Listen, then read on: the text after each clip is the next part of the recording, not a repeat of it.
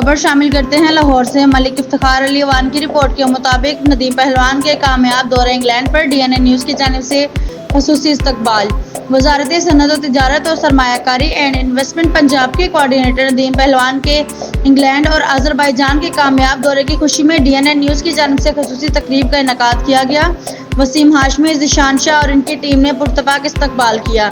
नदीम पहलवान ने दौरे के दौरान ओवरसीज पाकिस्तानियों के मसाइल सुने और इन्हें चौधरी शाफी हुसैन, वजीर सनअत व तिजारत और सरमायाकारी और चौधरी सालिक हुसैन के मुआवनत से मुतल्लिका हकाम तक पहुँचाया। इन्होंने बैरून मुल्क पाकिस्तानियों को पंजाब में टैक्स फ्री सरमायाकारी के मौके और शेखुपुरा इंडस्ट्रियल इस्टेट में कायम वन विंडो सिस्टम से आगाह किया। तकरीब में इफ्तिखार अली अवान, नदीम पग्गामाला, मोहतरमा रिफत साजिद, ताहिर अली जाफरी कलंदरी, RK रजा, लोक फनकार शहबाज अली और पाकिस्तान मुस्लिम लीग काफ के कारकुनान ने भरपूर शिरकत की।